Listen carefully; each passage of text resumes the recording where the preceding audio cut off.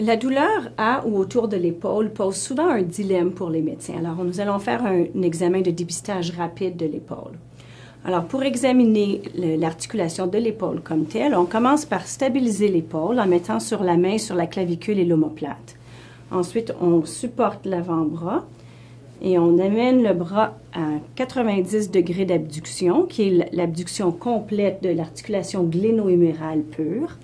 Ensuite, on évalue la rotation externe en amenant le bras vers le haut. Et là aussi, on devrait avoir 90 degrés. Et la rotation interne en amenant le bras vers le bas. Et là aussi, on devrait avoir 90 degrés.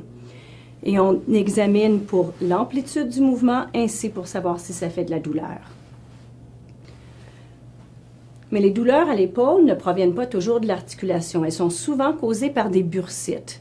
Alors, on peut évaluer pour une bursite en voyant si c'est sensible au toucher à la fin de l'acromion ou juste devant, au niveau de la bursa subdeltoïde, et aussi en évaluant les tendons. Alors, pour évaluer pour une tendinite, on fait le test de la canette vide. On demande au patient de lever le bras à 90 degrés, de l'apporter comme ça devant, et puis d'amener le pouce vers en bas en tournant le bras vers l'intérieur. Et si cela cause la douleur à l'épaule, cela suggère une tendinite à l'épaule.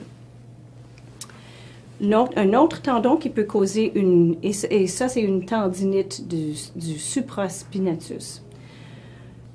Une autre cause de tendinite à l'épaule peut être due au tendon du biceps. Et on peut soit l'examiner en le palpant directement, alors en amenant le bras en rotation externe et en palpant ici, ou en faisant le test du Jurgensen. Et pour ce test, on doit supporter l'avant-bras, amener le coude à 90 degrés et l'avant-bras en position prone.